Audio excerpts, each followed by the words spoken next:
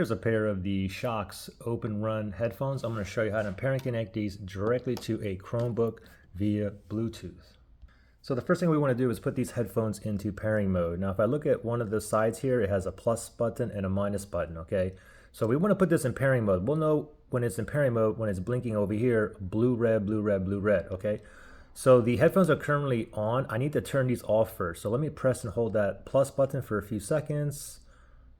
Let me turn it off, let me wait. Okay, red light there, now let me let go of the button. Now it's completely off. Now, while the headphones are off, I am going to press and hold that plus button. I'm gonna keep holding it until it blinks blue, red, blue, red. Okay, so plus button here, ready, set, go. Press and hold.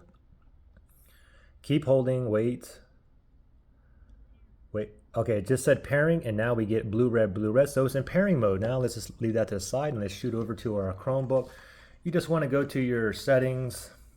On this one here, you can click down there, and then we're going to go to settings right there. Now from here, we're going to select on Bluetooth. Make sure Bluetooth is turned on, and then we're going to tap here, pair new device, okay, right there. So let's select that.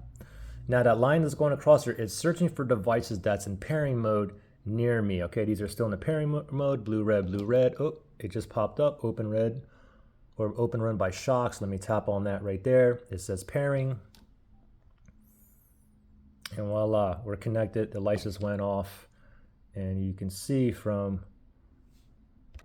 right here, the OpenRun by SHOKZ, that we are connected. Now, if you had issues, you can't put it in the pairing mode, you had issues connecting, you can always factory reset these headphones. If you need to do that, look for that link below in the description area.